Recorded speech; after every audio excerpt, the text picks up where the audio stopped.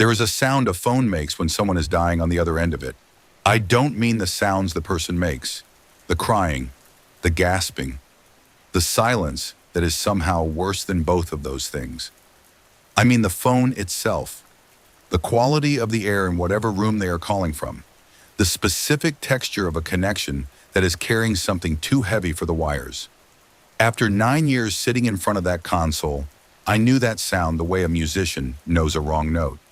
Instantly, in my body, before my mind had even caught up. I heard it for the last time on a Thursday night in October. And what happened after that call is the reason I no longer work in emergency communications. It is the reason I moved away from Harlan's Creek. It is the reason I check the locks on my doors twice before I sleep, and have not, in 4 years, been able to fully explain to anyone why I do that. My name is Carl Reeves. I was a 911 dispatcher for Harlan's Creek County Emergency Communications for 9 years, and I was good at my job. I need you to understand that before anything else. I was not an anxious person. I was not the kind of person who reads meaning into coincidence or finds patterns in noise. The work required the opposite of that. It required a mind that could take incoming chaos and sort it, quickly, cleanly, into the categories that determined who lived and who didn't. I had that mind. My supervisors said so. My coworkers said so. My record said so. What happened in those final months was not the product of a mind coming apart. It was the product of a mind paying very close attention to something that did not want to be paid attention to. Harlan's Creek is a small county, about 30,000 people spread across small towns and rural stretches. The kind of place where everybody knows the roads, and half of them know each other's families going back 3 generations. When you spend years receiving a place's distress calls, you develop a map of it in your mind. You learn which intersections see the most accidents, which neighborhoods generate the most domestic calls, which addresses make your stomach drop a little when they appear on your screen, because you know their history, and their history is not good. I had worked with the same core team for most of those 9 years. My supervisor was a woman named Diane Marsh. Practical, unflappable, the kind of leader who never raised her voice because she never needed to. The dispatcher beside me for 4 years was a man named Pete Okafor. He had a gift for talking frightened people down from heights of panic that most people couldn't even approach. He brought a different homemade lunch every single day and always offered to share. These were my people. That was my world. I'm telling you all of this so you understand what normal looked like, before it stopped being normal. The first thing I noticed was a caller. I'll call the woman with the quiet voice. She called for the first time in late July, the 9th year of my career, 11:43 at night. And what she said was this: there is someone outside my house. That call comes in regularly in any county. People hear sounds in the dark and their minds fill in the rest. 9 times out of 10, it's an animal, a neighbor, the wind doing something to the roof. I took the call the way I took all calls. Fully present, gathering information, dispatching a unit, staying on the line until officers arrived. The responding officer found nothing. No signs of disturbance, no footprints, no evidence that anyone had been there. The woman accepted this. She thanked him and went back inside. I logged the call and moved on. She called again 11 days later. Same time, 11:43, someone outside. Officers responded, found nothing. She was calm, grateful, went back inside. The third call came exactly 11 days after that. 11:43. I noticed the pattern before I let myself think about what it meant. I asked Pete if he'd taken any of those calls. He had taken the second one. He confirmed the time. He confirmed something else too, the quality of her voice, not the controlled calm of someone frightened and trying to hold themselves together. Something different, flat almost, like a person reporting something routine. On the fourth call, 11 days, 11:43, I stayed on the line longer than I needed to after the unit was dispatched. I asked her, "Can you describe what you're seeing?" She said, "A person, standing at the edge of the yard by the tree line." I asked, "Can you tell if it's a man or a woman?" She said, "I can never tell." I asked, "Has this person done anything? Made any movement toward the house?" She said, "No, they just stand there." They've always just stood there. Then I asked her, "Are you frightened?" She was quiet for a moment. Then she said, "Not anymore." I was the first time. Now it just feels like... She paused, like being watched by something that isn't going to do anything. "Just watch." The officer arrived, found nothing. She thanked him and went inside. I wrote her address in the margin of my personal notepad, not the official log. My notepad, the one I kept beside my console for the notes that didn't belong anywhere official. I had kept that notepad for years and it had never held anything strange. I wrote her address, the time, and the number 11. And I sat with it for the rest of my shift without knowing exactly why. But something was wrong. I could feel it the way you feel a shift in the air before a storm arrives. I need to tell you something about Harlan's Creek before I go any further, because the town matters to this story in ways I didn't understand until it was almost too late. Harlan's Creek had been settled in the early 1800s along a river bend that flooded badly every few decades. The town had moved itself uphill twice in its history, relocated building by building, rather than surrender to the water. There was a local historian, a retired school teacher named Mr. Aldous Bell, who had written a self-published book about the county's past. It sat in the library, in the houses of people who cared about that kind of thing. I had never read it. I would later. The thing about Harlan's Creek that everyone who grew up there knew, and that outsiders eventually picked up after a few years, was that the county had a particular relationship with disappearance, not crime. The crime rate was unremarkable, average for a rural county of that size. But people left, in ways that were not always fully explained. Young people especially, but not only young people. People who had been there their whole lives, who had families, who had reasons to stay, would simply stop being here. It happened slowly enough, spread out enough across the years, that it never generated the kind of attention that would have made it a story. It was just a quality of the place. A background hum you stopped hearing after a while. The way you stop hearing traffic outside your window. I had stopped hearing it until I started listening again.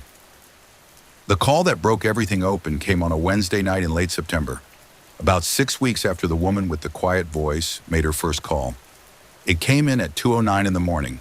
The moment I connected, I heard it. That quality in the air, that texture in the connection. I sat up straighter before the caller had said a single word. His name was Gary Tilson, 54 years old, retired, lived alone on a property in the eastern part of the county, about 12 miles from the nearest town. He had called 911 once in 8 years at that address for a brush fire that had turned out to be contained before units arrived. He was not a frightened man. Everyone who knew him would say so later. He said, "I need to report something that I don't know how to describe." I said, "Take your time. Tell me what you're seeing." He said, "There are people in my field." I asked how many. He said he couldn't be certain. More than 10, maybe more than 20. Standing in his rear field about 200 yards from the house, in a rough line along the fence that bordered the wood. I asked if they were moving toward the house. He said no, just standing. I asked if he could identify any of them. Long pause, then he said, "I think some of them are people I know, people from town, but some of them..." He stopped. I waited. He said, "Some of them I don't think are from anywhere." I had already dispatched 2 units the moment he said people in my field. Both officers I knew well, steady, experienced. I told Gary to stay inside, stay on the line, keep the doors locked. He stayed on the line for 14 minutes while the units drove 12 miles of back road to his property. Gary Tilson stayed on that phone and described what he was seeing with the particular calm of a man who has decided that if this is the last thing he does, he is going to do it accurately. He said the figures were standing still, except for a movement he couldn't quite name, not swaying, not shifting weight. Something more like the movement of something seen underwater, a slow, continuous motion that wasn't going anywhere. He said the ones he recognized were people he hadn't seen in years, people who had left Harlan's Creek, people from that category I described, the ones who simply stopped being here. He named 2 of them. I recognized one of the names. A missing persons call from 4 years earlier. A woman who had walked out of her house one afternoon and not come back. Case was still technically open. Then his voice changed for the first time, shifted down into something quieter. He said the ones he didn't recognize were shaped right, but not right. Something about the proportions was off in a way he couldn't specify. They stood with their weight distributed in a way that a person's weight isn't distributed. Their faces, which he could just barely make out at 200 yards in the dark with only his porch light, were turned toward the house, but not toward him specifically. More like a sunflower turning toward light, not attention so much as orientation. He said, "I've lived on this land for 30 years and I have never been afraid of it. I am afraid right now." I told him the units were 4 minutes out. I told him he was doing everything right. I told him to stay on the line and to stay away from the windows. He said, "One of them is moving." I asked which one. He said, "One of the ones I don't recognize coming toward the house, just one. The others haven't moved." I told him to move to an interior room, away from any exterior walls. Right now. He said, "It's walking wrong." I asked what he meant. He said, "The way it moves. It's like watching something that learned to walk from a description of walking. All the right movements, in almost the right order. But the weight is wrong, the timing is wrong."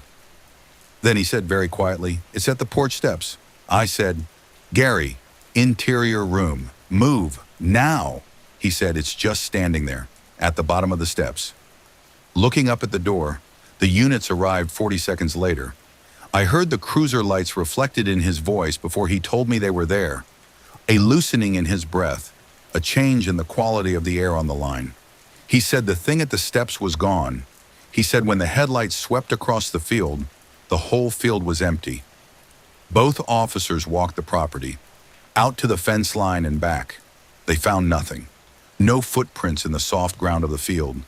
And it had rained 2 days before. Ground that would have held an impression clearly. No broken fence line. No evidence that anything had stood there.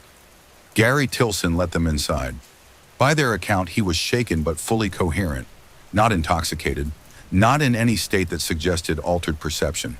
He told them exactly what he had told me. They wrote it up the way you write up a call with a credible witness and no physical evidence. Carefully, completely, and in a category that doesn't have a good name. I read their report the next morning. Then on my day off, I drove to the public library and asked for the self-published history of Harlan's Creek by Mr. Aldous Bell.